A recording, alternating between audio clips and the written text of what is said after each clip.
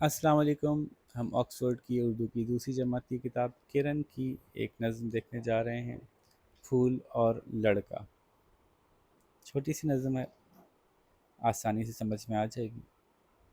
शुरू करते हैं। न तोड़ो शाख से मुझको न तोड़ो, मुझे छोड़ो मेरी टहनी को छोड़ो। मेरी टहनी है मेरी अच्छी अम्मी, मेरी टहनी है मेरी अच्छी अम्मी। करो खाली न इसकी गोद आकर, मिलेगा क्या तुम्हें इसको सताकर।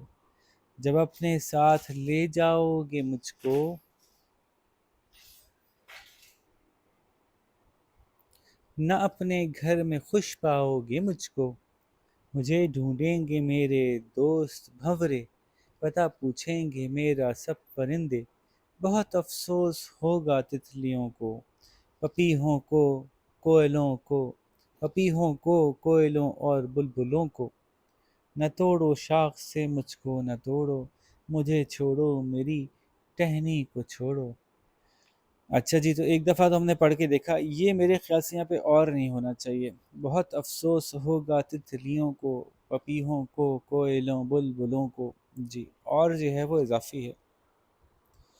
तो कोयल, क्योंकि वो भी यल का भी इजाफा होना है यहाँ पे, कोयल तो नहीं है। कोयलों, बुलबुलों, तो इसकी वजह से जो यहाँ पे वज़न बन रहा है वो बग़ैर और के ही बन रहा है। ठीक है, तो दोबारा देखते हैं। मुझे ढूंढेंगे मेरे दोस्त भंवरे, पता पूछेंगे मेरा सब परिंदे।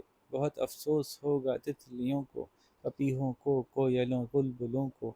न तोड़ो शाख से मुझको न तोड़ो, मुझे छोड़ो मेरी टहनी को छोड़ो।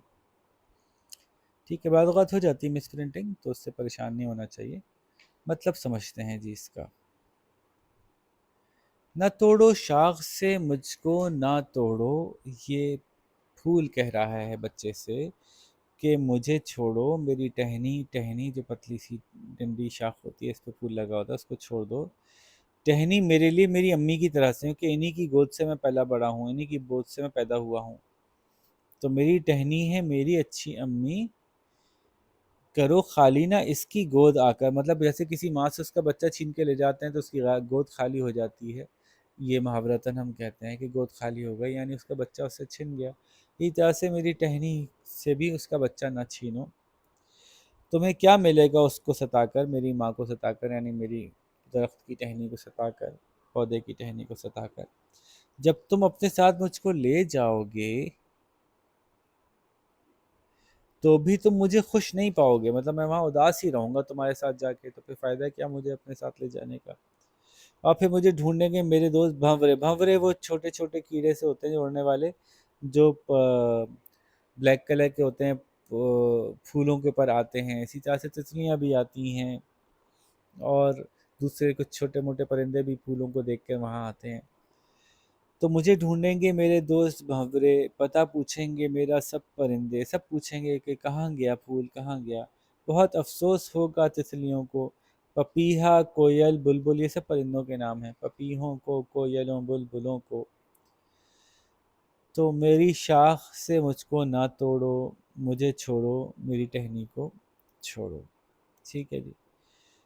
तो ये नज़म जो है वो किसकी ज़बानी थी? ये फूल की ज़बानी थी, जो कि एक अच्छी सी नज़म थी। और इसमें आपको समझाया गया है कि फूलों को बिला वजह नहीं तोड़ना चाहिए।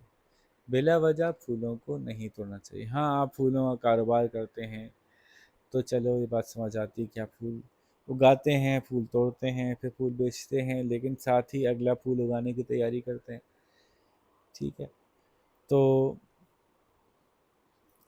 इस नज़म को आप अच्छी तरह पढ़ के सुनाइए, इसका मतलब भी समझाइए, जब तक हम अगला लेसन की तैयारी करते हैं। अपना ख्याल रखिएगा। अल्लाह हाफ़िज़।